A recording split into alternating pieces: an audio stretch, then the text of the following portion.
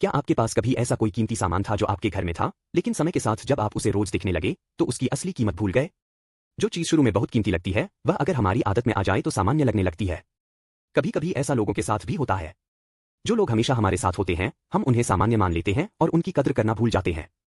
2 शमूएल 6 में परमेश्वर की उपस्थिति का प्रतीक वाचा का संदूक उजा के घर में लंबे समय तक रहा। लेकिन यह केवल एक लकड़ी का डिब्बा नहीं था। यह परमेश्वर की पवित्रता, उपस्थिति और सामर्थ्य का प्रतीक था। परमेश्वर ने स्पष्ट रूप से कहा था कि इसे कैसे ले जाना है और कभी भी इसे हाथ न लगाना। एक दिन जब इसे बैलगाड़ी पर ले जाया जा रहा था, बैल फिसल गए और संदूक गिरने वाला था। उजा ने उसे पकड़ने के लिए हाथ बढ़ाया और वह तुरंत परमेश्वर के क्रोध से मर गया। यह एक झकझोर देने वाली कहानी है। आखिर परमेश्वर ने ऐसा क्यों किया? उजा ने उस संदूक को अपने घर में वर्षों तक देखा था। वह उसके लिए सामान्य हो गया था, जैसे कि उसके घर का एक सामान हो।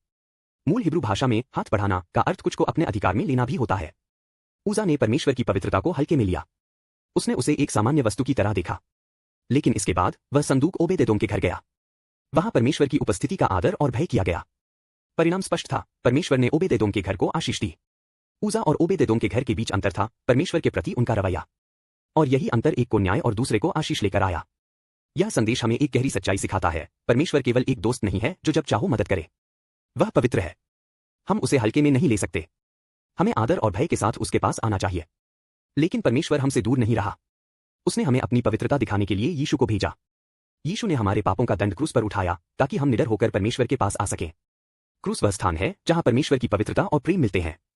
आज जो कोई भी यीशु में विश्वास करता है वह अपने जीवन और घर में परमेश्वर को स्थान दे सकता है। लेकिन इसका अर्थ यह नहीं कि हम परमेश्वर को अपनी वस्तु की तरह समझें। वह कोई साधन नहीं है, वह पवित्र परमेश्वर है जिसे आदर और प्रेम से अपनाना है। आजकल बहुत सी हल्की आस्था देखने को मिलती है। लोग अपने माता पिता या संस्कृति के आधार पर विश्वास करते हैं, लेकिन सच्चे परमेश्वर को नहीं जानते। ऐसी आस्था जीवन नहीं बदलती। केवल परमेश्वर की पवित्रता को जानकर ही हम सच्चाई और न्याय का जीवन जी सकते हैं, और यह केवल क्रूस के माध्यम से संभव है। परमेश्वर की पवित्रता को याद रखो, उसे हल्के में मत लो। यीशु के द्वारा परमेश्वर के पास जाने का जो आशीष में मार्ग मिला है उस पर आदर और धन्यवाद के साथ चलो। परमेश्वर आज भी उन्हीं को आशीष देता है जो उसकी पवित्रता का सम्मान करते हैं।